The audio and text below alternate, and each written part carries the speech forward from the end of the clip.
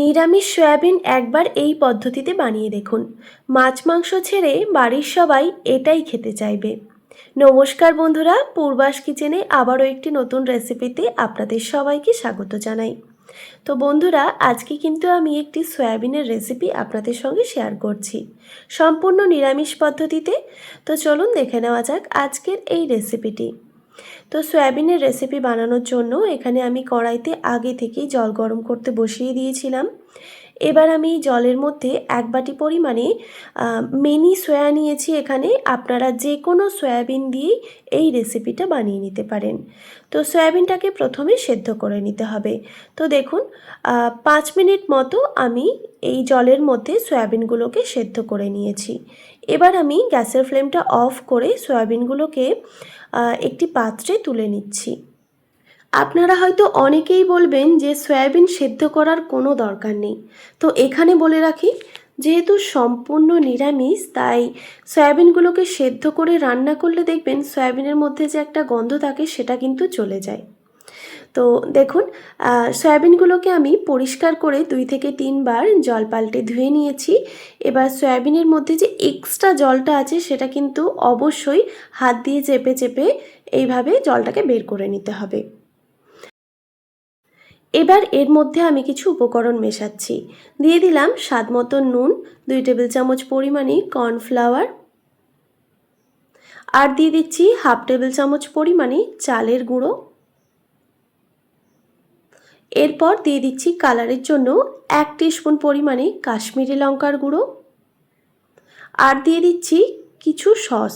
এখানে দিয়ে দিলাম রেড চিলি সস প্রায় 1 টেবিল চামচ পরিমাণে, আর 1 টিস্পুন পরিমাণে দিয়ে দিলাম ডার্ক সয়া সস, আর হাফ টিস্পুন পরিমাণে ভিনিগার দিলাম।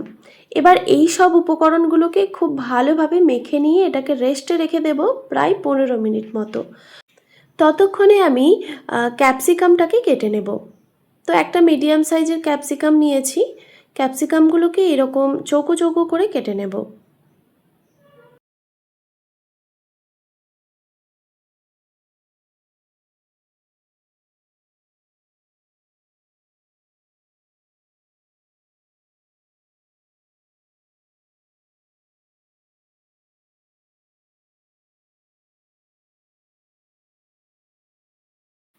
তো দেখুন ক্যাপসিকামটা কেটে নেওয়ার পর আমি এই ক্যাপসিকামগুলোকে একটি ঝুড়ির মধ্যে তুলে নিয়ে তারপর পরিষ্কার করে ক্যাপসিকামটাকে দেখুন ধুয়ে নিয়েছি। তো এবার আমি একটি বাটির মধ্যে নিয়ে নিচ্ছি প্রায় 2 টেবিল চামচ পরিমাণে কর্নফ্লাওয়ার, আর দিয়ে দিলাম সামান্য একটু জল। এবার খুব ভালোভাবে জলের সঙ্গে কর্নফ্লাওয়ারটা মিশিয়ে নিতে হবে।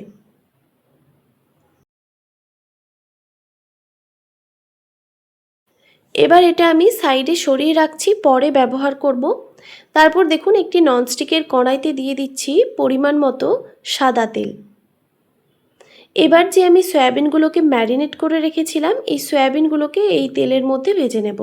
তেলটাকে অবশ্যই ভালোভাবে গরম করে নিতে হবে। গ্যাসের ফ্লেমটা মিডিয়াম টু হাইয়ে রেখে সয়াবিনগুলোকে খুব ভালোভাবে ভেজে নিতে হবে।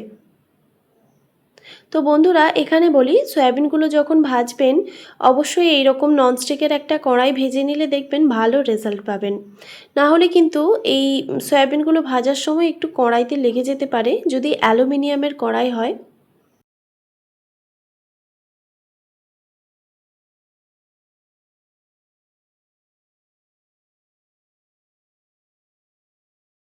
তো দেখুন গ্যাসের ফ্লেমটা মিডিয়াম টু হাই রেখে আমি সয়াবিনগুলোকে খুব ভালোভাবে ভেজে নিয়েছি। একটা সুন্দর কালার এসে গেছে। এবার আমি এই সয়াবিনগুলোকে কড়াই থেকে তুলে নিচ্ছি।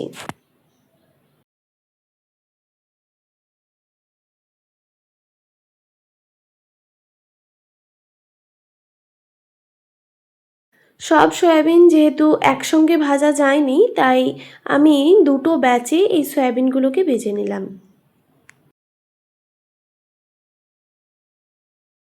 যতক্ষণে এই ব্যাচের সয়াবিনগুলো ভাজা হচ্ছে ততক্ষণে আমি একটা সস রেডি করে নিই।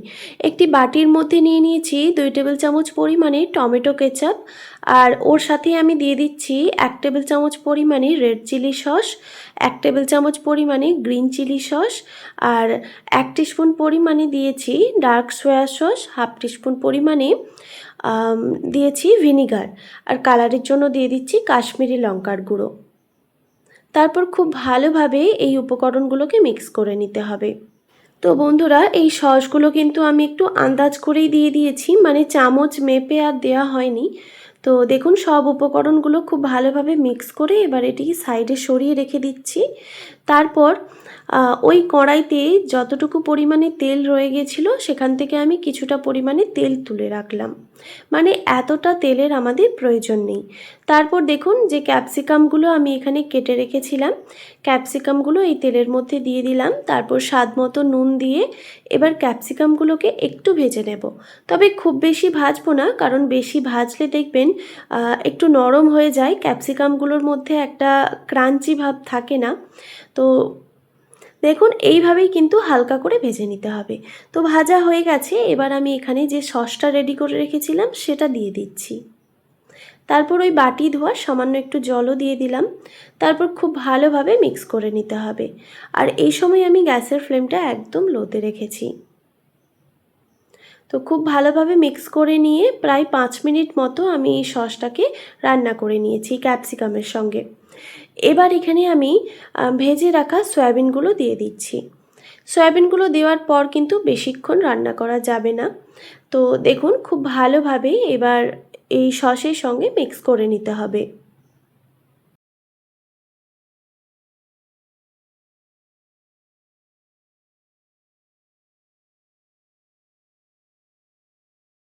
খুব ভালোভাবে মিক্স করা হয়ে গেলে যে আমি কর্নফ্লাওয়ারের যে ঘোলটা রেডি করে রেখেছিলাম সেটা এখানে দিয়ে দিচ্ছি। তারপর ওই বাটি ধুয়ে আবারও কিছুটা পরিমাণে জল অ্যাড করলাম। তারপর দেখুন, খুব ভালোভাবে নাড়াচাড়া করে দিতে হবে। এখন কিন্তু আমি গ্যাসের ফ্লেম একদম লোতে রেখেছি। গ্যাসের ফ্লেমটা লোতে রেখে আরও 1 মিনিট মতো এটাকে রান্না করে নামিয়ে নিলেই কিন্তু রেডি সম্পূর্ণ নিরামিষ সয়াবিনের দুর্দান্ত স্বাদের এই রেসিপি। তো দেখুন, দেখতে কতটা লোভনীয় হয়েছে, খেতেও কিন্তু অসম্ভব টেস্টি হয়। আপনারা অবশ্যই এই পদ্ধতিতে একবার হলেও ট্রাই করবেন। এটা কিন্তু রুটির সঙ্গে আরও বেশি ভালো লাগে। আপনারা চাইলে ভাতের সঙ্গেও পরিবেশন করতে পারেন। আশা করি আজকের এই রেসিপি আপনাদের ভালো লেগেছে। ভালো লেগে থাকলে অবশ্যই একটি like, comment, share and subscribe করে দেবেন, আর পাশে থাকা বেল আইকনটিও প্রেস করে দেবেন। তাহলে নিত্য নতুন রান্নার ভিডিওগুলি আপনাদের কাছে পৌঁছবে। ভালো থাকবেন, সুস্থ থাকবেন। দেখা হচ্ছে নতুন কোনো রেসিপি নিয়ে। আর এতক্ষণ আমার সঙ্গে থাকার জন্য আপনাদের সবাইকে অনেক ধন্যবাদ।